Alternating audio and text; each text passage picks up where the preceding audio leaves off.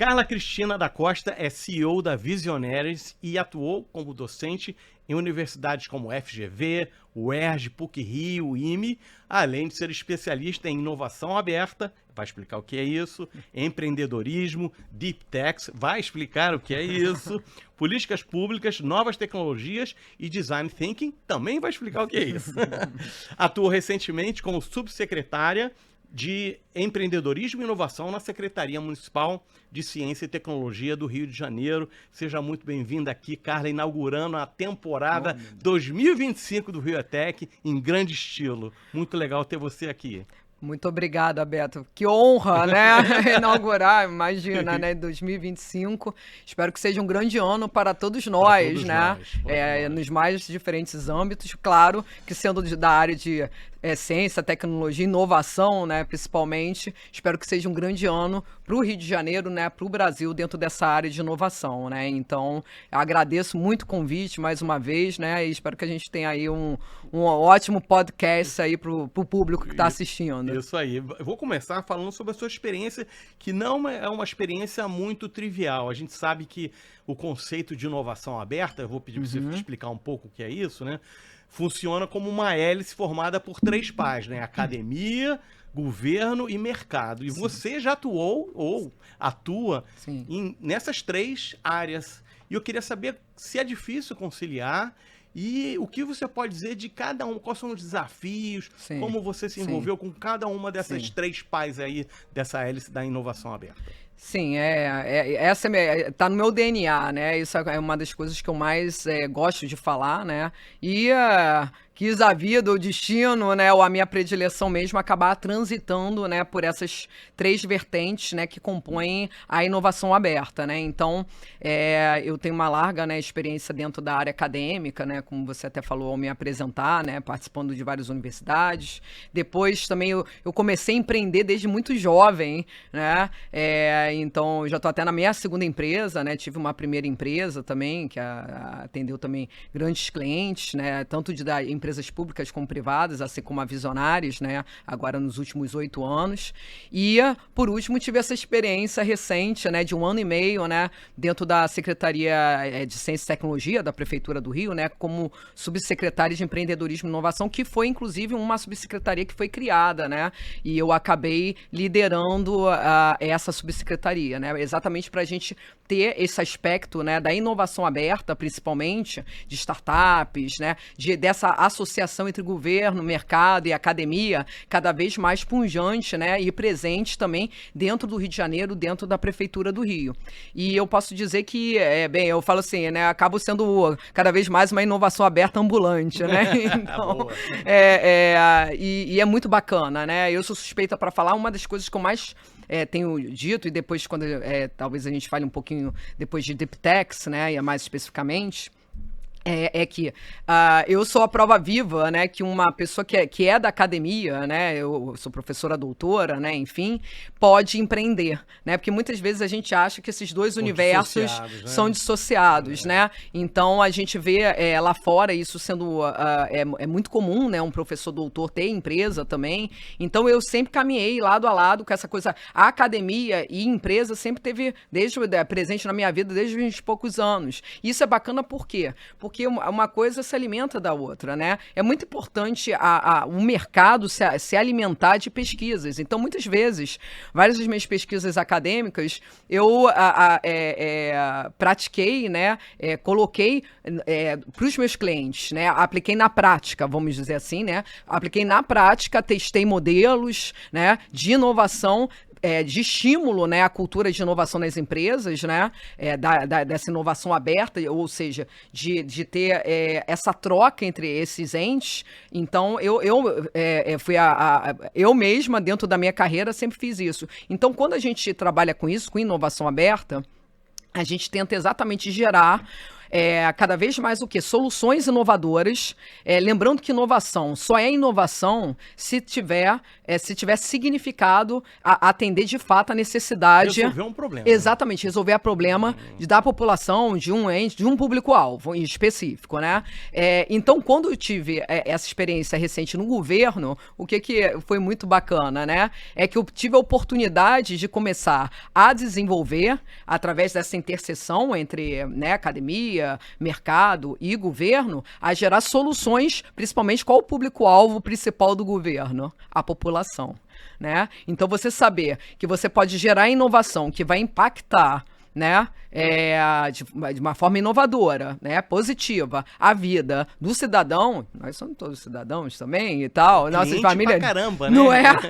Exatamente, né? Então isso isso não tem preço, né? Isso é muito bacana, né? Então o governo ele te traz possibilidades, né, de inclusão, de impacto social, né? Então isso foi uma experiência enriquecedora, né, que eu pretendo inclusive continuar, porque deu um outro aspecto, né, dentro da minha carreira, que é tipo a mosquinha, né, sei lá, a mosquinha verde que me picou e que eu não consigo mais me ver distante, né? Então a capacidade da inovação promover uma série de modificações, né, de transformações sociais para a vida da sociedade, né? E aí a gente, obviamente, né, no meu caso, dentro principalmente do âmbito do Rio de Janeiro, né? Então, a inovação aberta, eu digo que a inovação, ela salva vidas, né? A gente viu um case que eu sempre gosto de citar recente, de inovação aberta, é o case da Covid, né?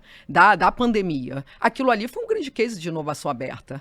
E aí, como é que a gente consegue observar isso? Aquilo ali não mobilizou exatamente esses três entes ao mesmo tempo? Academias, com as pesquisas científicas, mercado, de vacina, né? Empresas, né? Desenvolvendo também a toque de caixa para salvar vidas, né? Era inovação ali na veia e exatamente para o foco da população, né? De gerar soluções que realmente combatesse a Covid em tempo recorde. E governo também, né? Governo também totalmente mobilizado, ao mesmo tempo, junto com a sociedade civil, junto com as empresas públicas e privadas e junto com a academia. E a gente viu que quando esses entes se mobilizam em torno de gerar soluções inovadoras, o quanto isso poderoso, é poderoso, né? É poderoso. Então, a partir disso, eu falo assim, gente, a inovação não é uma coisa supérflua, né? Que durante muito tempo você fala assim, a empresa falava assim, eu vou investir em inovação, mas não é prioridade.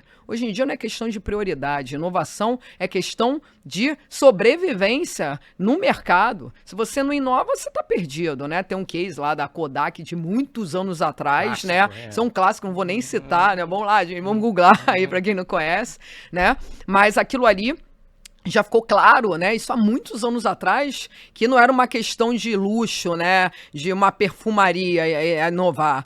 Não, é uma questão de você tá dentro do game, né? Você tá dentro do jogo, né? Então, eu realmente espero que cada vez mais, né, tenha essa junção, seja no Rio de Janeiro e até no nível Brasil, entre esses entes principais, entre mercado, entre a academia e governo, para gerar soluções que gerem impacto para a sociedade. Legal.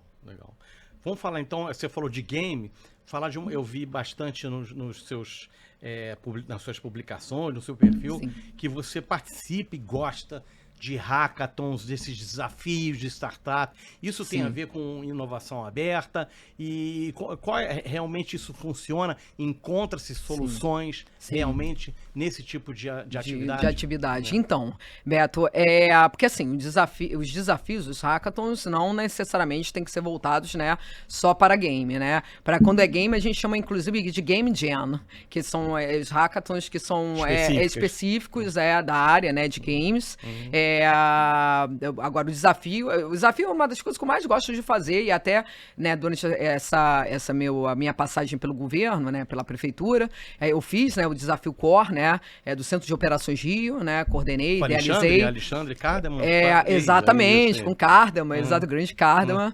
E aí a gente, exatamente, nesse caso específico, era o 7º desafio do Centro de Operações Rio, embora eu com a minha empresa, com a Visionários, há anos atrás já tinha participado também do desenvolvimento do planejamento estratégico de outro, que era voltado para cidades inteligentes, para Smart Cities, né, também do Core.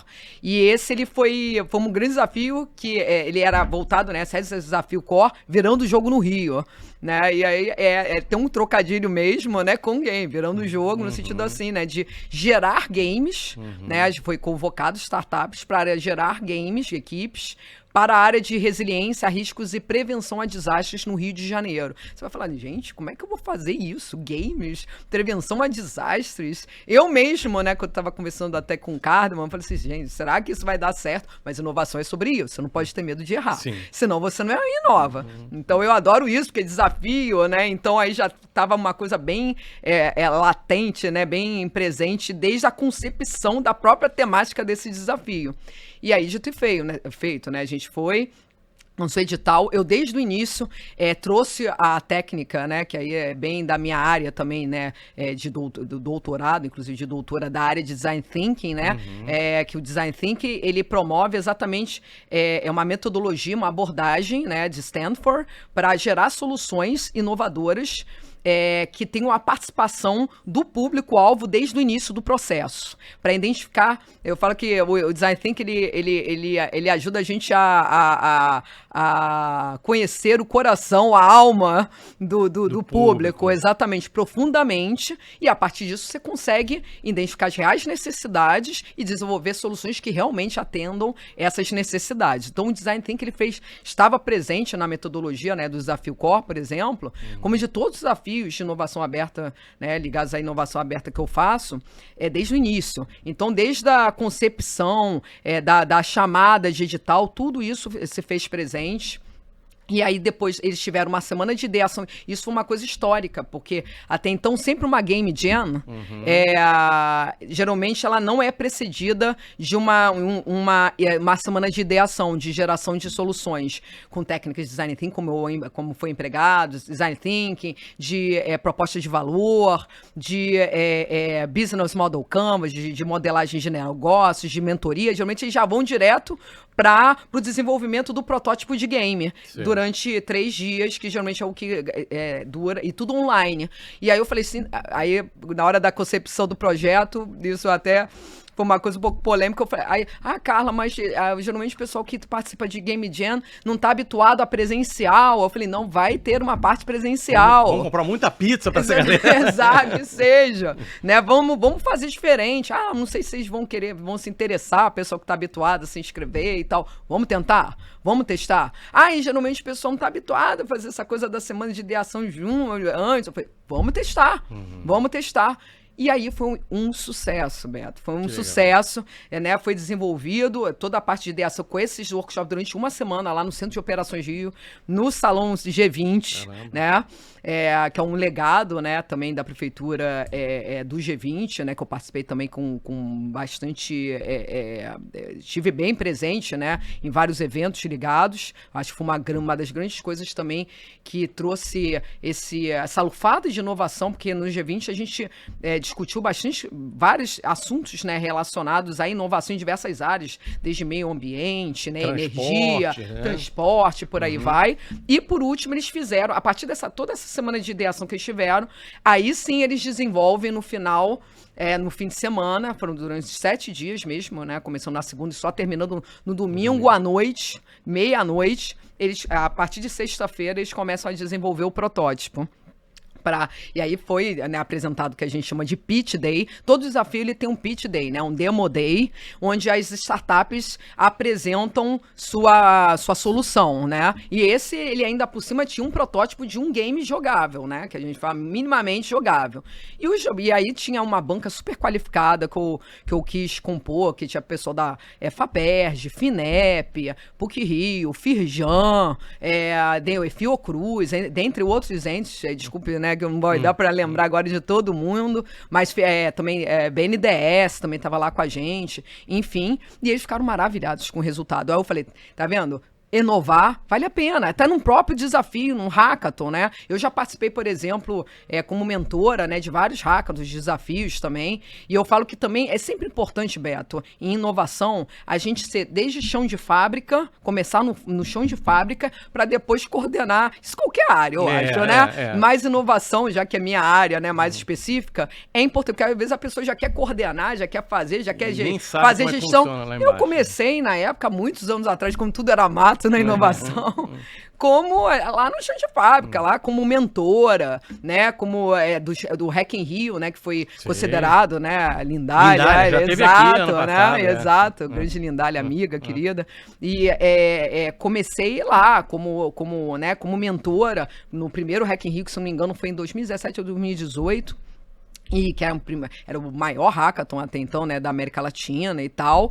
E aí até meu grupo que eu coordenei na época, né, que eu fui mentora, foi que ganhou, que era de EdTech, da área educacional, né? Ou seja, desafios podem ser voltados, como a gente tinha falado no início, né, para várias áreas. Educação fintech, né, área financeira, health tech, saúde, que é uma das áreas também que é mais agro, mais cresce também junto com agro, né?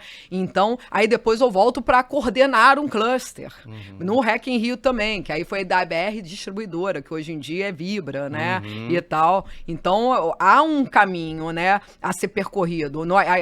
A gente também, porque tem muita gente aí aventureira na área de inovação. Muitas vezes é usado de uma forma buzzwords, né, que eu chamo, né? Tudo é inovação, inovação. Aí você vai ver a pessoa que está ali, não tem muita experiência, fez um cursinho, não sei o quê, já está dando aula de inovação, já está coordenando não sei o quê de inovação. Aí a empresa contrata aquela pessoa, não gera algo de realmente valor e vai falar, tá vendo? Inovação não serve pra nada, não dá certo. Então tem que ter muito cuidado, que eu falo em separar o joio do trigo, para depois não atribuir a inovação... O problema ser a inovação em si. Exatamente. Né? Então tem que ter, a gente cada vez mais também tem que ter preocupação na área de inovação, de realmente contratar, seja de forma terceirizada com a empresa, ou gente que a gente contrata para dentro da empresa, né, dentro do governo e por aí vai, pessoas realmente que sejam altamente qualificadas, tenham experiências na área para realmente gerar valor para a população ou para o público-alvo específico ali daquela empresa.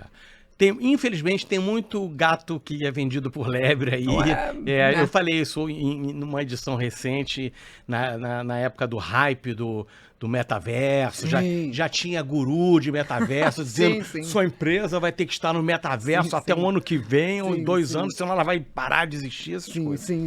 Não, isso é uma boa. Essa coisa do metaverso, só fazendo um adicional, eu falei a mesma coisa. Porque como alguns aqui vão se lembrar do Second Life, né? É a mesma coisa. Gente, o Second Life, sei lá, 10 anos antes, já era uma espécie, né, de metaverso, inclusive que eu falo assim, gente, era muito à frente o Second Life, que ele tinha inclusive uma moeda própria, antes de criptomoeda. Linden. Era o nome do cara, Linden Labs, exatamente, isso mesmo. Eu lembro. Eu acessei e tal, e quando eu dava aula de novas tecnologias na época, né, eu falava muito do exemplo do Second Life, que ele não tinha dado certo por uma série de fatores, obviamente, né? Mas porque ele também era muito à frente. Não, banda larga. Exatamente. Banda larga matou. Ele chegou muito na frente, né? Exato. Já vi que você é um grande conhecedor da área da tecnologia. Acompanhei muito isso.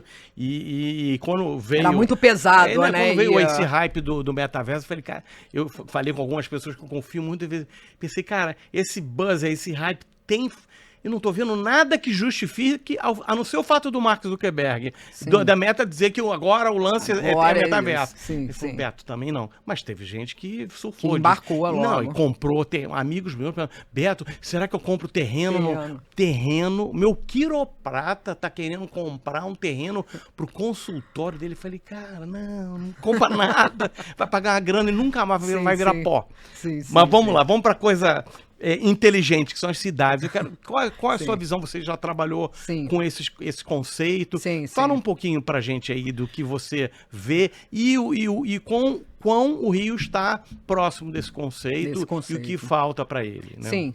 O Centro de Operações Rio é uma... Né, eu falo que é uma das joias da coroa do Rio de Janeiro, assim, não querendo, né, puxar o saco, vamos lá, né, até porque eu admiro muito o trabalho deles, mas ele é um grande centro exatamente que tange muito esse conceito das Smart Cities, né, das cidades inteligentes. E cada vez mais o Centro de Operações Rio...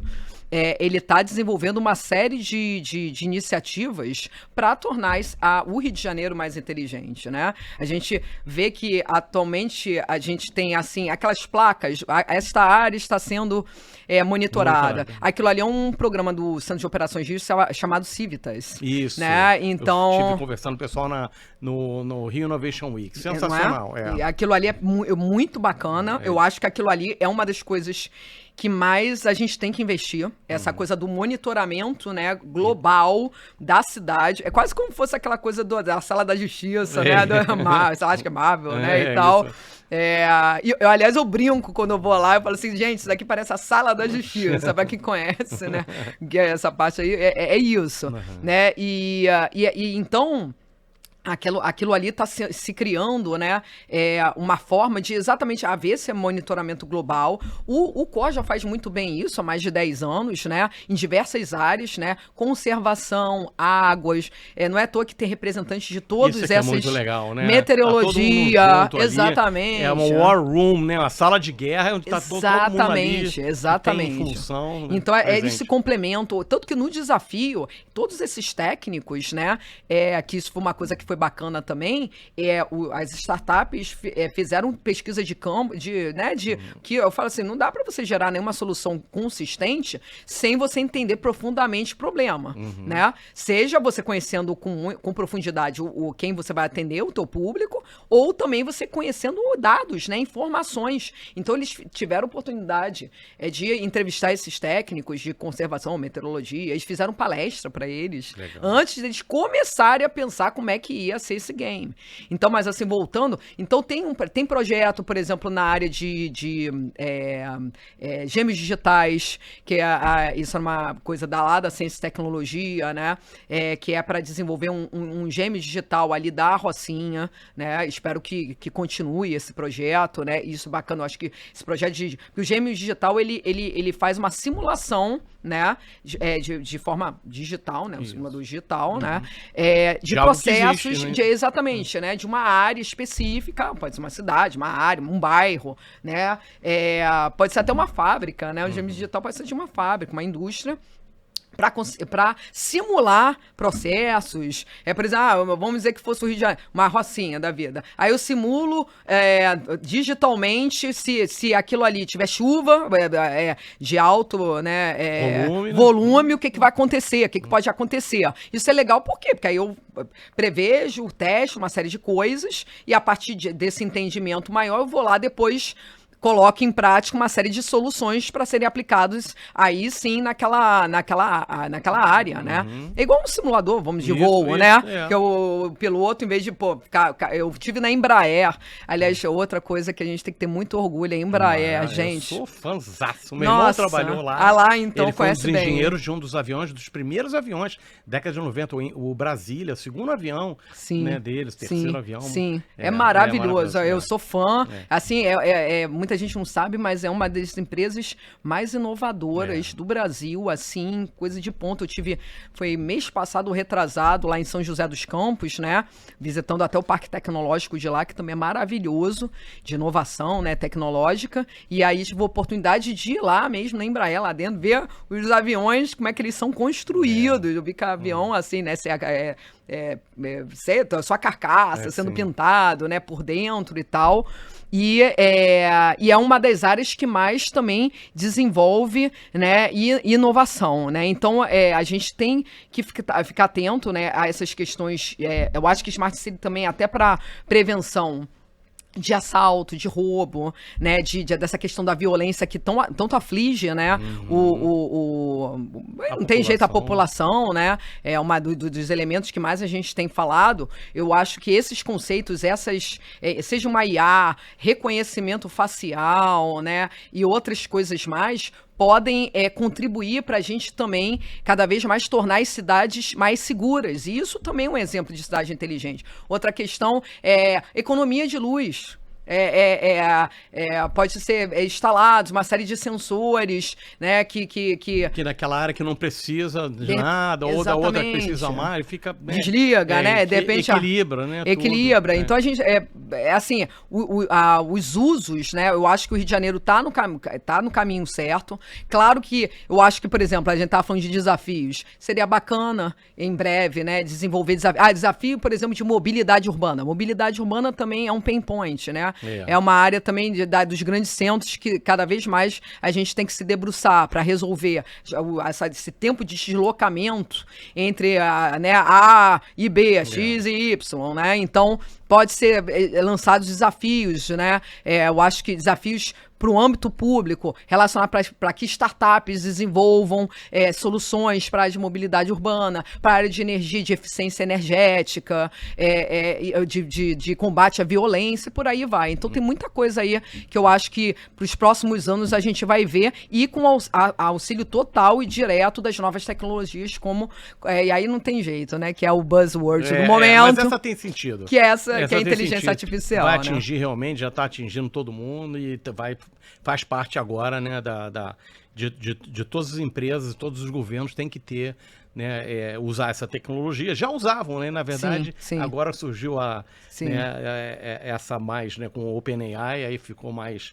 evidente, né? Sim. Vamos falar agora sobre a questão da inclusão, porque você participa de um programa chamado Supernova. O que é isso? Sim. Como anda a inclusão no ambiente tech no Rio de Janeiro? Eu já tive várias representantes mulheres, eu gosto de trazer mulheres aqui, quero que você me indique mais mulheres para a gente ver, né, essa mudança acontecendo. Sim. Só uma coisinha que eu acho que eu acabei perdendo a questão da Embraer, que a Embraer eu acabei, né, presenciando lá, que cada vez mais, né, é usado realmente simuladores para capacitação dos pilotos, né? Então, muita coisa que era feita antigamente, né? Dependia de ser uma coisa direto lá, né? No ar, né? Que não é muito legal, né? Obviamente, por motivos óbvios, né? Pode não dar certo. Né? Pois Hoje em dia, muita coisa eles fazem, simuladores perfeitos, né? Do que é comandar um avião, né? E isso é a questão que também pode ser muito do que se conecta, né? Que eu estava falando do gêmeo digital, né? Sim. De você simular e com isso você minimiza riscos, né? Se contém riscos, né? De você colocar em prática algo direto já, né? Ali ao vivo, em loco, né? Então você vai lá, testa no simulador digital e aí depois sim você viu que tá bacana, ok, aí sim você vai lá e bota em prática, né? Lá no fim, né? No locus, né? Final. Mas te respondendo, né? Que esse tema eu adoro, que é o Supernova, né? Até porque, como você já adiantou, a questão da diversidade, né? Então, Beto, isso foi uma questão que surgiu muito dessa minha experiência no governo, né, nos últimos tempos. A partir da minha experiência lá, eu comecei a perceber, até porque o governo, que você está inserido dentro desse ente, né, você começa a ter muito contato com questões, né, ligadas a impacto social, a inclusão, né, até a ficar mais de perto, né? No caso lá da ciência e tecnologia, então a gente tinha muitos equipamentos espalhados por zonas periféricas, como o Complexo do Alemão, né? Ali em Engenhão, Penha, Triagem, né? Enfim, vários equipamentos, até são as naves do conhecimento, que eu não canso até de falar que são... Maravilhoso, um programa maravilhoso, né? Que são cursos gratuitos na área de ciência e tecnologia, que eu pude conhecer muito de perto, né? E até empreender uma série também de projetos, né? Também para operar lá dentro, enfim. E aí, a partir dessa observação, até das naves de conhecimento, que ali havia a formação, né, dentro da ciência e tecnologia, ok, gratuitamente, maravilhoso, 8 a 80 anos, mas muitas vezes há uma dificuldade em ingressar no mercado de trabalho. E aí, com a minha subsecretaria de Empreendedorismo e Inovação, eu falei assim, bem, a gente tem que tentar resolver esse gap, né, de alguma forma. Seja capacitando eles criando, na verdade, parcerias com empresas, que aí eu comecei a fazer parcerias com uma série de empresas para elas gerarem capacitações dentro, né, por exemplo, das naves de conhecimento, porque isso pode ser em qualquer equipamento público, né, Beto, né, ou até em outros, né, até empresas podem fazer isso, também é super bem-vindo, como algumas também já vêm operando, que é você gerar capacitações que atendam necessidades das empresas, da própria empresa, tá entendendo? Né, sei lá, uma Microsoft da vida, um Google e por aí vai com esse pessoal, e desenvolve alguns, já desenvolvem programas bem interessantes, inclusive dentro dessa área. E a partir disso vai lá e depois absorve, tem uma alta probabilidade, embora não obrigatória, mas já absorver a própria empresa que gerou aquela capacitação, a partir de uma necessidade identificada. E mesmo que não absorva, outra empresa pode vir a absorver no futuro, né? Então isso é uma das coisas que cada vez mais, eu sou conselheira da ACRJ também, da Associação Comercial aqui do Rio de Janeiro, né? E a gente também já está começando a observar, né? E eu dentro lá também do conselho que eu trabalho, né, que eu exerço lá minha função de conselheira, a gente já está começando a pensar cada vez mais, né, nessa possibilidade de fazer essa ponte, né, entre o mercado e as necessidades identificadas das empresas e capacitar o jovem, a mulher periférica, né, e incluir eles, né, dentro desse âmbito e aí, né, vou puxar a brasa para minha sardinha, né, que é de tecnologia, do ambiente tecnológico. E não é à toa, Beto, não é só porque eu gosto muito de tecnologia, sempre foi uma das áreas que eu mais atuei, né, inovação e tecnologia, mas porque a gente está caminhando, a nossa sociedade é uma coisa que não tem mais para onde correr, né, a gente está indo para a era do IA, a gente sabe que várias profissões vão ser extintas, e quem não tiver capacitado plenamente dentro, e eu falo assim, gente, não é mais aquela capacitação também muito introdutória. Tá entendendo? Não é só básico, com todo respeito, né? Saber usar uma planilha ou um Word, né? Uma coisa assim. Não, é ir além. A gente tem que capacitar essas pessoas para que a gente muitas vezes chama também de letramento digital, isso, né? Perfeito. Enfim. Falo muito isso. Deles estarem realmente dentro do game, dentro do jogo, para eles realmente poderem exercer funções que façam sentido dentro dessa sociedade em rede lá que o Castells já tinha, né, proclamado há, sei lá, 20 anos atrás, que agora está numa... né, tá no seu ápice, indo para o seu ápice já com o advento da inteligência artificial. Então isso era um dos elementos que eu acho essencial e que se liga dentro do Supernova, que é o Supernova, nada mais é de um projeto meu que se chama Núcleo Inclusivo de Empreendedorismo Tech. Então, que eu criei, né, dentro dessa minha trajetória lá, mas que pode ser aplicado também em vários âmbitos, não é só, né, por exemplo, na Prefeitura do Rio, né, pode ser aplicado em outros lugares, que é o que a gente... Uma das vertentes do Supernova eu já falei, que seria essa formação, capacitar de uma forma que vamos heavy mesmo, de verdade, para eles realmente entrarem com tudo, serem incluídos dentro do digital, do tecnológico, exercerem funções de valor, inclusive se tornarem líderes. Porque a gente só vai mudar também a vida dessas pessoas quando elas estiverem também em cargos de liderança, né? Sejam mulheres ou jovens, pessoal lá na liderança dentro dessa área tecnológica. E a segunda vertente é o quê? Aí se tange com a minha outra área, que aí é puramente inovação aberta, que é o quê? Capacitar eles, que aí foi uma das questões também que eu identifiquei em todos esses anos transitando pelo ecossistema de inovação, que a gente ainda, falando claramente, Beto, as startups ainda são pouco inclusivas socialmente e diversas.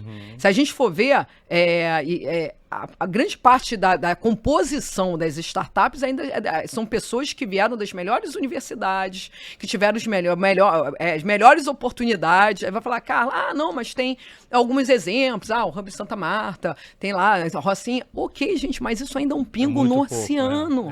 Isso é muito pouco. No geral, poxa, eu tô falando assim, dos eventos que eu transito, né, e tal, o Innovation Week, e até outros mais, né, do ecossistema de inovação, geralmente, a maior parte do tempo a gente não vê as startups que se apresentam nos pitches, que transitam nesses eventos, serem compostas por pessoas que advindas de zonas periféricas.